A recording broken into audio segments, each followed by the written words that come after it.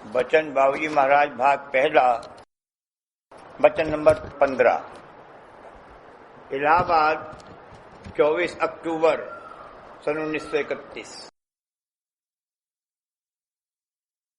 कुल हस्ती की उत्पत्ति ठहराव और पोषण प्रेम से है और उसी से उबार होगा। प्रेम भक्ति से पैदा होगा, उसको पाकर संसार के सब भोग विलास फीके मालूम होने लगेंगे।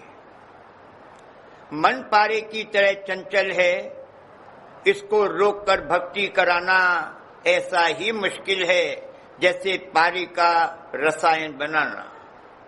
इसको गुरु भक्ति में बांधकर ही रोका जा सकता है। कुल वजूद व हस्ती का जौहर प्रेम है। प्रेम यानी खेच शक्ति से ही उसकी उत्पत्ति, कयाम व पोषण है और उसी से यहाँ से उबार होगा। ये प्रेम का जौहर भक्ति से प्राप्त होता है। भक्ति और प्रेम आखिर में जाकर एक ही चीज है।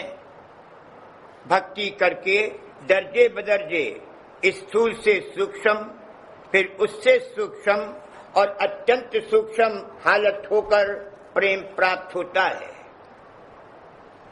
जैसे अंगूर को सड़ाया जावे तो सड़ने की हालत में स्थूल अज्जा अलहदा होते जाते हैं और सूक्ष्म निकलते आते हैं और होते होते सिरका तैयार हो जाता है। यह एक दर्जे के कयाम की पहली हालत है। फिर सिरके को जोश दे देकर, खमीर उठा उठाकर अल्कोहल यानी 2 आतिशा 6 आतिशा शराब तैयार होती है।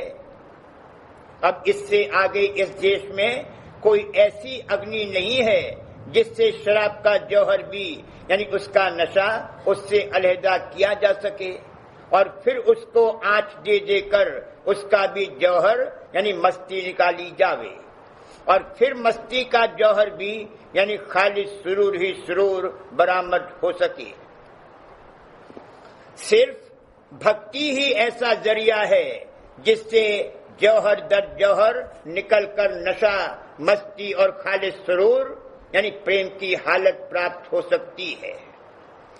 जब भक्ति करके अंतःकरण के घाट से निकलकर तीसरे तिल पर पहुंचेगा तो वह उसमें मैं वैदक का प्याला बनेगा और नशे की हालत हासिल होगी।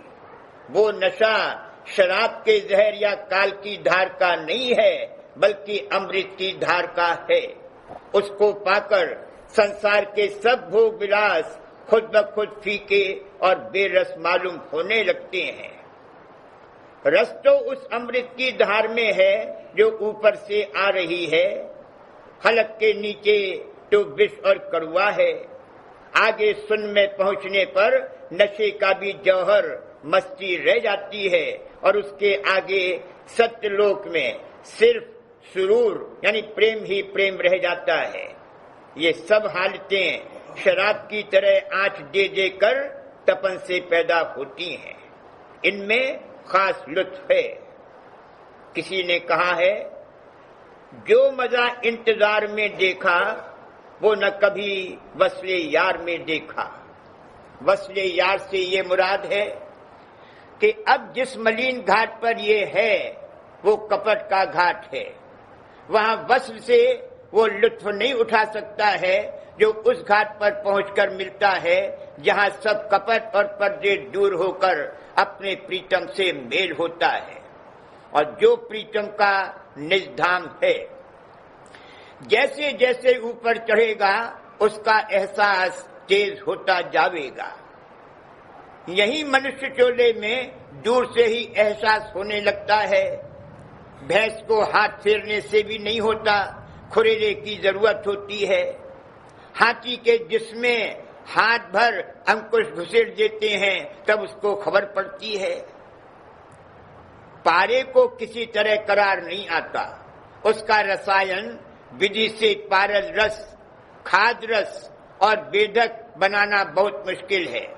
वो आग पर ठहरता ही नहीं, उड़ जाता है। इसी तरह ابرک کو آنچ دے دے کر سہستر فٹ ابرک تیار کیا جاتا ہے. اس کی ایک چاول کی خوراک دینے سے اگر ایک بار دل کی حرکت بند ہو گئی ہو تو حرکت پیدا ہو سکتی ہے، مگر سہستر فٹ ابرک تیار ہونے میں زندگی ختم ہو جاتی ہے. بڑا کٹھن کام ہے. من بھی مثل پارے کے بےتاب و چنچل ہے، اس کو روک کر کے بھکتی کرانا بڑا مشکل ہے، جیسا اس دنیا میں پاری کا رسائن بنانا. جب تک کوئی شکتی اس من کو کھینچ کر باندھ نہ رکھے یہ ادھر ادھر بے قرار پھیلا پھرتا ہے. یہ صرف گرو بھکتی ہی میں باندھا جا سکتا ہے، لیکن بڑا مشکل کام ہے. موت کے گھاٹ اترنا ہوگا.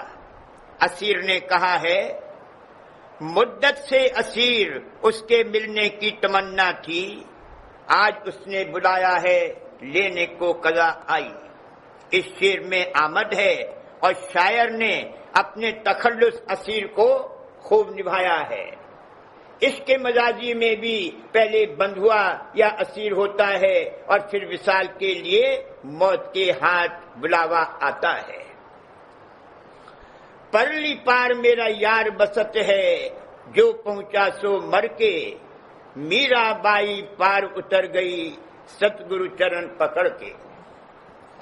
اس طرح کی تپن کی حالتیں گزرنے کے یہ معنی نہیں ہے کہ بھکت संसार के कुल सुखों से महरूम कर दिया जाएगा.